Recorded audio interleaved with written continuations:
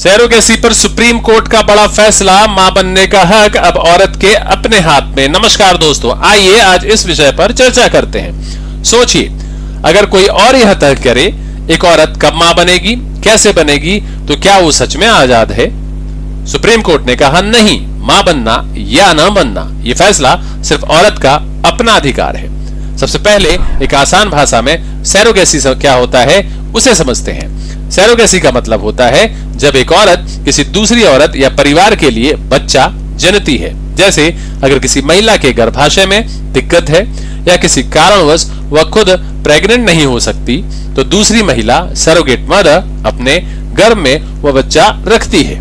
बच्चे का डीएनए असली माता पिता का होता है, यानी अंडाणु एग असली मां का और शुक्राणु स्पर्म असली पिता का। सिर्फ गर्भधारण सरोगेट करती है। आईवीएफ इन विट्रो फर्टिलाइजेशन तकनीक से यह संभव होता है। इसमें लैब में अंडाणु और शुक्राणु को मिलाकर भ्रूण यानी एम्ब्रियो बनाया जाता है और फिर उसे सरोगेट मां के गर्भ में रखा जाता है। भारत में सरोगेसी के इतिहास को समझते हैं। पहले भारत में सरोगेसी पर कोई साफ नियम नहीं थे। कई सालों तक यह बिना कानून के चलती रही। विदेशों से लोग भारत आते थे क्योंकि यह सस्ता था। कई गरीब महिलाएं पैसे के लिए सरोगेट बनती थीं, पर धीरे धीरे शोषण बढ़ने लगा। कई जगह महिलाओं को सिर्फ बेबी मशीन बना दिया गया। इसलिए सरकार ने 2021 में सरोगेसी रेगुलेशन एक्ट बनाया। 2021 यानी 21 का कानून क्या कहता है? इस कानून के अनुसार कॉमर्शियल सरोगेसी यानी पैसे लेकर बच्चा जनना मना है। सिर्फ अल्ट्रुइस्टिक सरोगेसी यानी बिना पैसे, प्यार और मदद के लिए अलाउड है। सरोगेट सिर्फ वही बन सकती है जो शादीशुदा है और पहले खुद एक बच्चा जन्म दे चुकी है। विदेशी नागरिक, लिव इन कपल या एलजीबीटीक्यू जोड़े सरोगेसी नहीं करा सकते। लेकिन परेशानी कहां आई?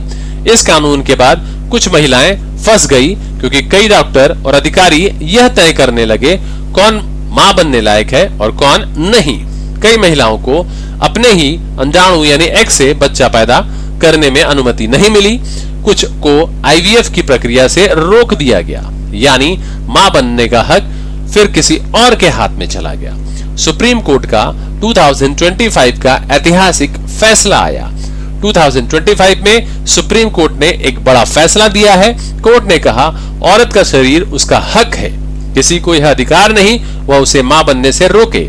यानी अब कोई डॉक्टर, कोई अधिकारी, कोई सरकार किसी महिला को यह नहीं कह सकता कि वह मां बन सकती है या नहीं।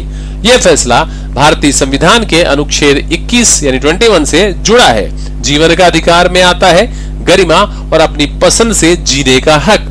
इस फैसले का विजनरी मतलब क्या है, यह हम देखते हैं। यह फैसला सिर्फ सरोगेसी का नहीं है, यह मातृत्व की आजादी का फैसला है। अब भारत में यह सोच उभर रही है कि मां बनना कोई फर्ज नहीं बल्कि चयन यानी कि चॉइस है। अब औरत सिर्फ किसी की बेटी, पत्नी या मां नहीं, अब अपने शरीर की मालिक है। भविष्य में यह सोच और आगे जाएगी। अकेली महिलाएं भी मां बन सकेंगी। एलजीबीटीक्यू जोड़े भी माता पिता बन सकेंगे। समाज में मां की परिभाषा बदलेगी। अब मां वह है जो चाहे, न कि जो मजबूर हो। इस फैसले के फायदे क्या है वो समझते हैं। महिलाओं की असली आजादी। अब कोई और तय नहीं करेगा कि वह मां बने या नहीं। कानूनी बराबरी। औरत को वही अधिकार जो हर इंसान को है, अपने शरीर का हक। विज्ञान और समाज का मेल। विज्ञान अब इंसानियत की सेवा में है, बंधन में नहीं। आधुनिक भारत की पहचान। भारत अब सोच से भी आगे बढ़ रहा है, जहां नारी निर्णय है और निर्भरता नहीं। चुनौतियां अभी भी हैं। कुछ लोग इसे नैतिकता के खिलाफ कहेंगे। निगरानी ढीली हुई तो गरीब महिलाओं का शोषण फिर बढ़ सकता है। समाज को नई सोच अपनाने में वक्त लगेगा, पर सच्चाई ये है अगर सोच नहीं बदलेगी तो समाज आगे नहीं बढ़ेगा। अंतिम बात, यह फैसला सिर्फ कानून नहीं, यह नारी की नई आजादी की घोषणा है। पहले कहा गया औरत का शरीर दूसरों के लिए है, आज कहा गया नहीं, औरत का शरीर उसकी मर्जी, उसकी गरिमा। यह वही ऐतिहासिक पल है जैसे सती प्रथा खत्म हुई, जैसे विधवा विवाह को मान्यता मिली और अब आया है प्रजनन स्वायत्तता का युग, रिप्रोडक्टिव फ्रीडम एरा। जब कोई और नहीं तय करेगा एक औरत कब मां बनेगी, क्योंकि आजादी का असली मतलब है अपने शरीर पर अपना हक। तो नमस्कार दोस्तों, इसके भी लास्ट में मैं आपको यूपीएससी से रिलेटेड एक्सपेक्टेड क्वेश्चंस दूंगा, उसको जरूर देखिएगा। जय हिंद।